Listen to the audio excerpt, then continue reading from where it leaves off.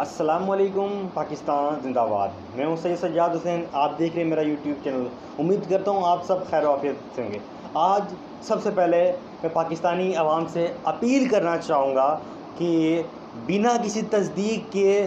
Social media پہ بحث شروع نہ کر دیا کرے اور نہ ہی کسی پہ تنقید کرنا شروع کر دے، کیونکہ عموماً تصویر کے دو رخ ہوتے ہیں اور عموماً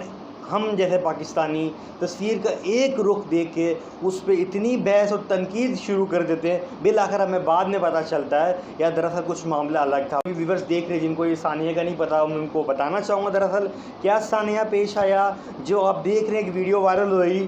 جس کو مختلف تنقید کی گئی، تو آئیں پہلے ذرا اس ویڈیو کو دیکھتے ہیں دراصل کیا سین تھا، کیا معاملہ تھا، دین اس کو ہم کنٹینیو کرتے ہیں دراصل معاملہ کیا ہوا۔ اس وقت آپ دیکھ سکتے ہیں کہ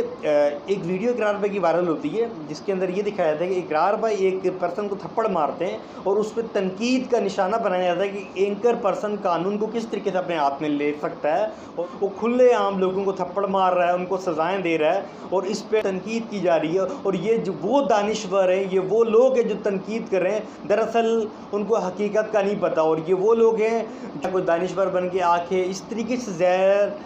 طریقے سے بحث کر رہے ہوتے ہیں کہ بس میں نے جو لوگوں کی ٹویٹس پڑھی، جو لوگوں کے کمنٹس پڑھے، جو لوگ اس پہ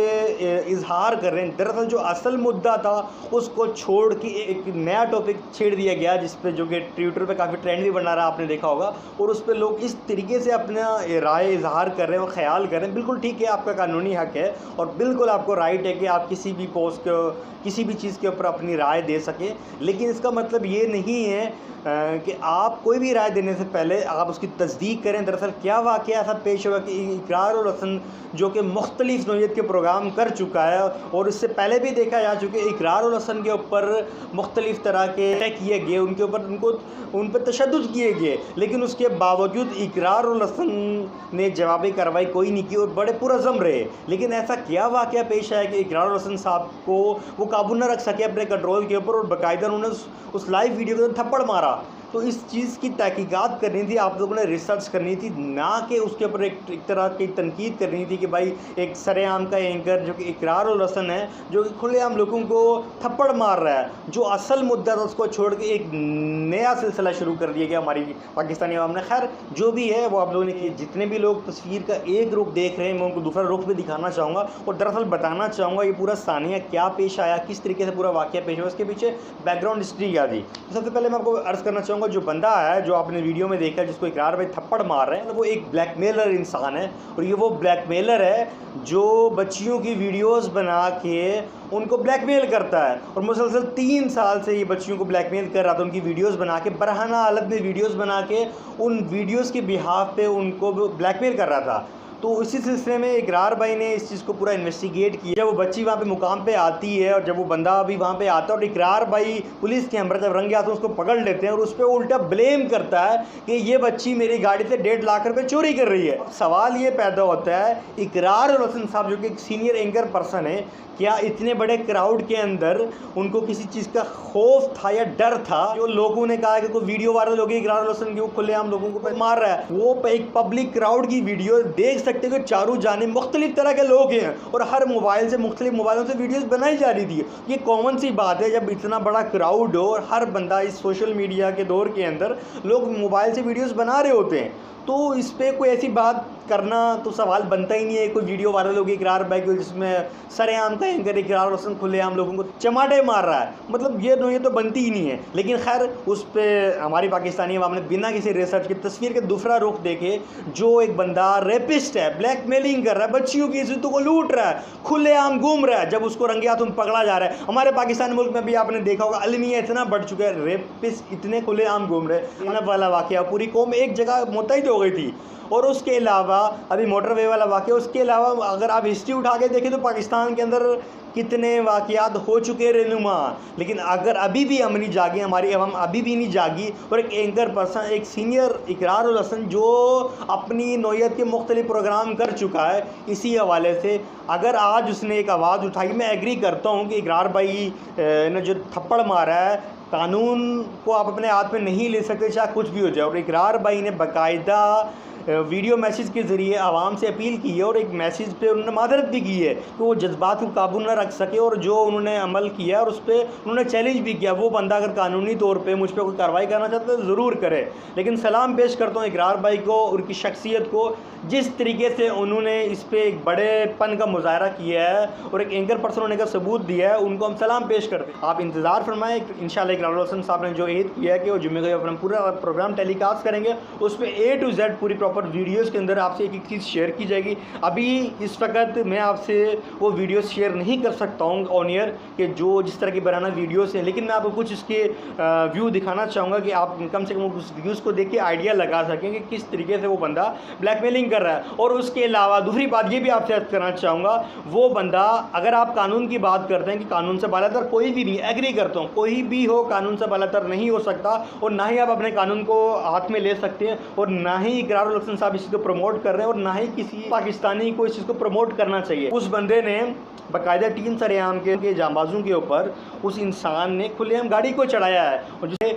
جاوید بھائی ہیں لیاری سے ہاتھ ان کے فریکچر ہو چکے ہیں. یہ بھی آپ کو میں لائیو کلپ دکھاتا ہوں تاکہ دیکھیں. یہ ایک سر عام کا جانباز ہے جو کہ اقرار پہ کہ ہمراہ موجود تھا وہاں پہ ایک لوکیشن کے اوپر. مجھے بتائیں ایک بندہ گاڑی چڑھا رہا ہے, دوسری طرف بچیوں کو بلیک میل کر رہا ہے. اگر اس انسان کو اگر وہ بھی ایک اقرار الحسن نے اگر تھپڑ مار دیا تو اس میں کوئی قیامت نہیں آ گئی. تھپڑ کسی ایک عام انسان نے مارا, اقرار الحسن نے مارا, جو کہ پاکستان کی شان ہے. اقرار الحسن صاحب نے حق اور سچ کو دکھایا. اور دوسری بات, اقرار الحسن صاحب وہ ایک واحد شخصیت ہے پاکستان کے اندر جنہوں نے اپنے ہی لوگوں کو کچھ دنوں پہلے پکڑ کے دکھایا ہے. کیونکہ جہاں حق اور سچ کی بات ہو, جہاں بلیک میلنگ کی بات ہو, چاہے کوئی اپنا کرے پرایا کرے, قانون سب کے لیے برابر ہے. اقرار الحسن صاحب نے اس چیز کا مظاہرہ کرتے اپنی ٹیم کے سینئر پروڈیوسر کو رنگے ہاتھوں پکڑا ہے. نہ صرف پکڑا ہے, باقاعدہ جس طریقے سے سر ہم ایک اپنا پروگرام کرتے ہیں اسی نوعیت کے ایک پروگرام کیا ہے ان کے اوپر, اور ان کو باقاعدہ پولیس کے حوالے کر کے FIR کٹوائی ہے ان کے اوپر. قانون سب کے لیے برابر ہے اور سب کے لیے برابر رہے گا اقرار الحسن کے مطابق. میں کوئی کسی کی سپورٹ نہیں کر رہا ہوں, لیکن جو میرا دل دکھا ہے کے علاوہ ایسے بڑی پروفائلز, ایسی شخصیات نے اس کے اوپر سوال اٹھائیں کیا بلکہ اس کو ایک نیا رخ دیا ہے تاکہ اس چیز کو مطلب ایک الگ ٹرینڈ دیا جا سکے پاکستان کے اندر. میں آج آپ سے سوال کر رہا ہوں, بیسیت مسلمان بیسیت پاکستانی, ہم کہاں پہ ٹرینڈ کر رہے ہیں؟ ہمیں سوچنا چاہیے آج ہم کہاں پہ کھڑے ہو رہے ہیں. جب ریپسٹ اس طرح کھلے عام گھومتے ہیں, ریپ کے کیسز بڑھتے ہیں, اس وقت ہم سب ایک ہوتے ہیں, بولتے ہیں یہ ہو گیا وہ ہو گیا واٹ ایور. آج جاگنے کا ٹائم ہے تو ہم کہاں پہ لائے کر رہے ہیں؟ اس وقت میں آپ سے یہ عرض کرنا چاہوں گا, یہ وقت ہے اٹھیں, کھڑے ہوئیں, جاگیں. اس وقت آپ اقرار الحسن صاحب کا بازو بنیں, اور اس وقت پوری پاکستانی عوام کو ایک پلیٹ فارم پہ کھڑا ہونا چاہیے اور بتانا چاہیے کہ کم سے کم, کیونکہ ہمارے ملک کے اندر بہت زیادہ, آپ انٹیریئر کی بات کر لیں, آپ پنجاب کی بات کر لیں, شہر کی بات کر لیں, جہاں پہ بھی دیکھیں آپ ریپ کے کیسز بہت زیادہ بڑھتے جا رہے ہیں, ان میں بہت شدت آ رہی ہے. تو آپ سے عرض کرنا چاہوں گا, خدا را ایک لاسٹ چیز, کبھی بھی کسی سے بحث کریں, تنقید کریں, اس پہ جب تک پراپر ریسرچ کریں اس کے بعد بھی اپنا کمنٹ پاس کریں. کیونکہ ایسا ہوتا ہے کہ عموماً جو آپ ایک رخ ٹی وی پہ دیکھتے ہیں اور اس کا دوسرا رخ الگ ہوتا ہے. عموماً اب یہ وہی والی بات ہوگی, عموماً آپ جب کوئی بھی ڈرامہ دیکھتے ہیں یا کوئی